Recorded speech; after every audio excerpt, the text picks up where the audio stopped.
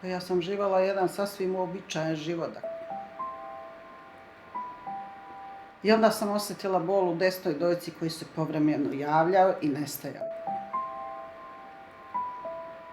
Otišla sam kod doktora, međutim, ništa nije u redu.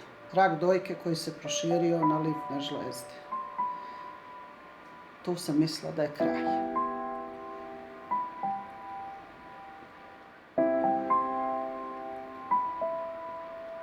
Pa u tom momentu mislite da je sve gotovo i zašto baš ja, sve sam radila kako treba. Kući imate prijatelje, porodicu, familiju, ali vi ste ti koji morate da tešite njih i ja sam njima pružala podršku, govorila kako ja to mogu, kako nije teško, ništa ne boli.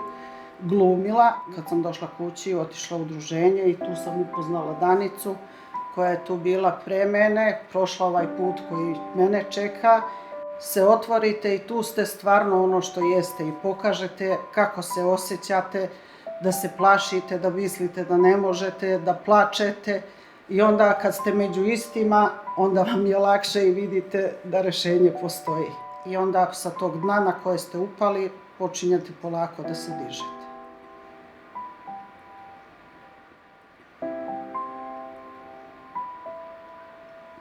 Pa pošto sam ja već imala iskustvo raka dojke, ja sam znala taj put kojim treba bilja da prođe. Tu sam htjela da joj pokažem da život postoji i posle, da put jeste trnovit, ali put postoji, već je utaban. Mnogi od nas su to prošle. Bilja je bila mnogo uplašena, kao i sve mi koje smo u toj situaciji, ali vremenom je ona ojačala i mi smo prošle taj proces lečenja, a sada samo rastemo.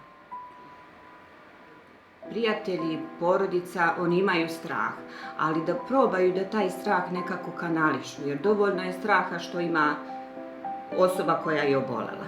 Bitnije je ponekad da ćute, a ne da pričaju. Samo da budu tu, nekad ne moraju ništa da pričaju, samo da budu tu.